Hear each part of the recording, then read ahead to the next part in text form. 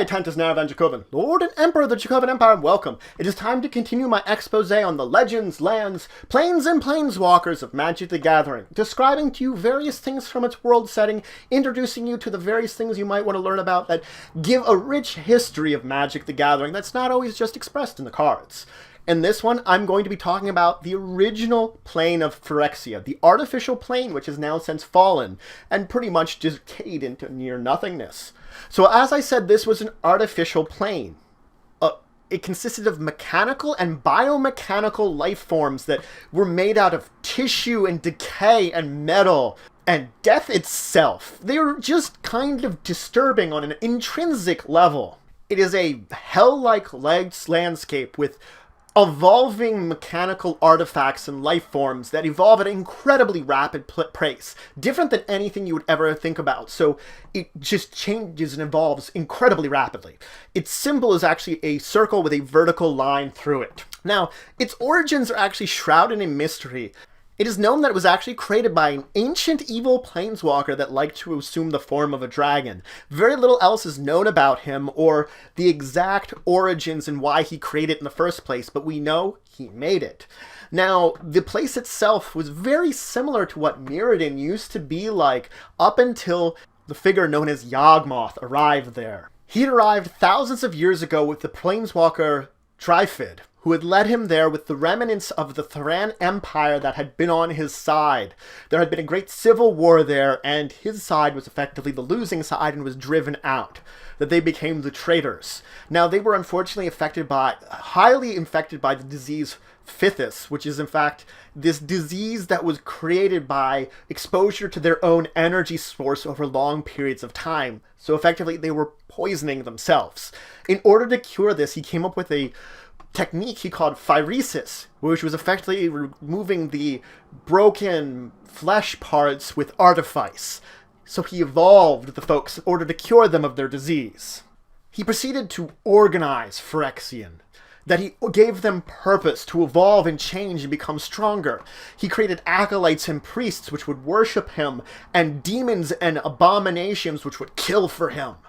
He developed a social order or food chain, if you almost call it that, deriving around all these kind of religious rites and rituals that the weakest and lowest levels of his caste were thrown out into the wilds of Phyrexia, and those that were strongest were picked up and taken in, and necrotic flesh and metal was grafted into them, evolving them to the next step because they earned it by being able to survive in the wild. He also created massive artifact machines of death and destruction for war, developing war machines that would just fill people with nightmares. Now, of course, his goal was to spread the vision and the will of Phyrexia across all the multiverse, to spread his infection, if you will, across all lands, but he wanted to start with his home plane, Dominaria. He wanted to start there, but unfortunately, the Cave of Kolios, the portal to his realm, had been sealed away by the planeswalker Glacian, and so he was unable to get there, so he could only rue and think. 5 millennia passed, and then the brothers, Urza and Mishra, discovered that and unlocked that. He sent the demon Gix in order to observe what had going on, because the portal mysteriously opened. Gix influenced Mishra and led to the brothers' war, a war which he hoped would evolve things and make it a easy pickings for Phyrexia to emerge in. Unfortunately, this sort of had the opposite effect. Urza eventually detonated the Golgoth Silex and destroyed Argoth, and effectively cut everything off. It was that effect that caused the Shard of the 12 Worlds to be formed.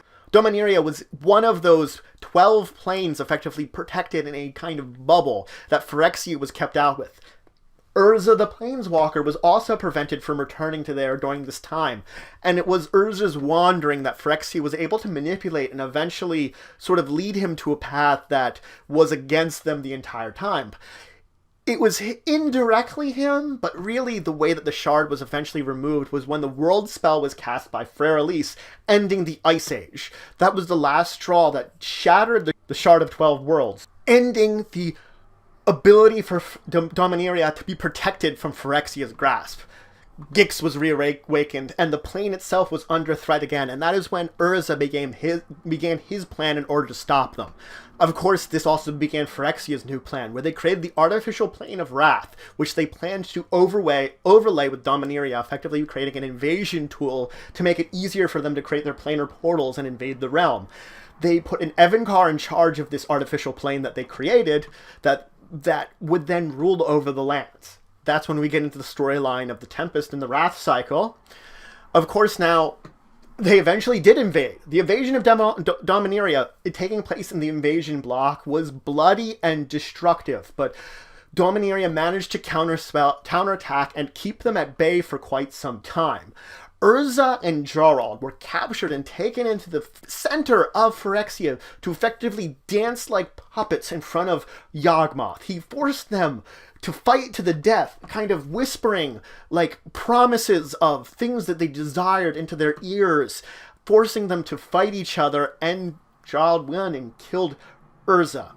With this sort of defeat and the kind of beat back of the Planeswalkers that Urza had gathered together in order to defeat Phyrexia, Yawgmoth launched his final attack and entered into Dominaria by himself. At this point in time, he was this massive black cloud of mana and death that had no real physical form, that anything he touched would literally die and then raise as an undead in his service. It was up to then the power of the artificial moon, the null moon, and the legacy weapon, which they channeled the energy from there into him, destroying him, finally killing off Yawgmoth, but then devastating Phyrexia. The energy just blasted in there and left it a smoldering shell of a plane that there's little known of the current version of it, though it has no hierarchy, and most of it has been destroyed and wrecked and reduced to nothingness but rubble. Now, when we talk about its organization in its heyday, Phyrexia consisted of 9 spheres, which each of their own organization and hierarchical structure, where the 9th sphere was where Yawgmoth resided. So the first sphere is an artificial jungle of metal and necrosis where oil rains from the sky and giant mechanical beasts roam.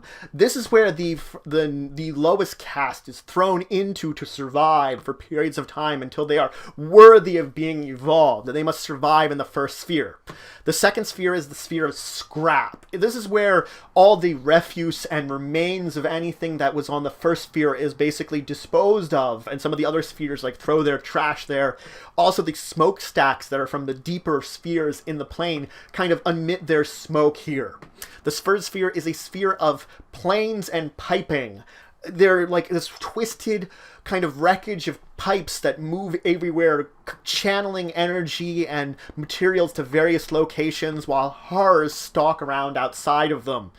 There's a nature to this kind of web that the energies around it actually prevent planeswalking deeper into Phyrexia from this location. So the third sphere blocked planeswalking. The fourth sphere is where the majority of the Phyrexian population is. This is where their vats are that they can use to evolve those that have proven themselves worthy and create the various warriors and other creatures that they have. This was also where they constructed their planar portals for their invasion. Now, the fifth sphere is a sea of glistening oil. Glistening oil being this substance that contains the contagion and the corruption that is Phyrexia that they can use to spread to other planes and spread their influence. It is the glistening oil which created new Phyrexia on Mirrodin by interacting with its metallic nature. The sixth sphere is where the central government of Phyrexia is. This is where Yawgmoth's top advisors and generals and most trusted members congregate into a powerhouse of those that rule over the plane. The seventh sphere is an eternal furnace of fire and flame, which is the sphere of punishment. Those that fail Yawgmoth are said to be thrown there and burned alive, and only one is said to have actually survived and returned. That is Gix, the demon which had eventually gone to Dominaria. Now, the eighth sphere is a sphere of pure energy, of pure black mana. The ninth sphere is where Yawgmoth resides. This is where he rests and slumbers as those that function as his will do his bidding, where he only has waking dreams of letting them know what to do, where he conveys with them, where his physical form rots at the center of this twisted dystopian horror show. Phyrexians share a lot of the common traits of, like, eyelessness, of oozing flesh, necrosis, or replaced mechanical parts. They start their lives as these things called newts, these androgynous, hairless humans that are then shaped and melded into their warriors. Those are the ones that are thrown into the wilds of the first sphere, and those that survive long enough become worthy of being evolved into the true warriors and the various castes of soldiers and knights that serve Yawgmoth. His armies consist of soldiers, sleeper agents, cultists, undead, minions, gremlins, carriers, which carry plagues around, knights, which are his elite soldiers, constructs, horrors, which are his monstrosities, and of course, demons. Now, he had a massive variety of all kinds of weapons which he gave his troops. He had all kinds of artifacts, plagues, and pathogens, and he used all of them in the war against Dominaria, the engineered plague targeting specific races. He eventually was forced to use the very glistening oil they had as a weapon, and it proved quite effective. Now, the Phyrexian religion believes that mortal flesh is sin, and they seek the perfection of machinery. They follow the grand evolution of the process known as Phyrexia, the same process developed by Yawgmoth all those years ago, but no longer to replace the diseased flesh of his former Thuran minion. Everything about art, emotion, personal thought, freedom, or morals are removed from those that serve Yawgmoth. Those that have them are found weak and discarded, burned, or put into the trash. So only the strong, the most loyal, the most horrible serve him. There are those that seek strength and become giant gargantuans.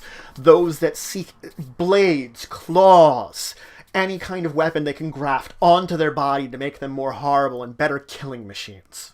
Now, you will find that there are some similarities between Phyrexia and Dante Inferno's 9 Hells. Effectively, 9 Hells was that as you got deeper into hell, the tortures got worse. And it seems like Phyrexia with its 9 circles is quite similar. The deeper you get, the worse things get. So that's it for today. I introduced you to the artificial plane of Phyrexia. I told you about its history, where it's ended up.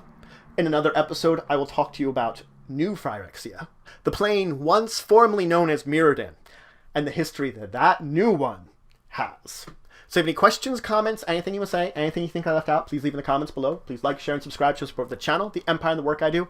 And until the next time, I bid you farewell.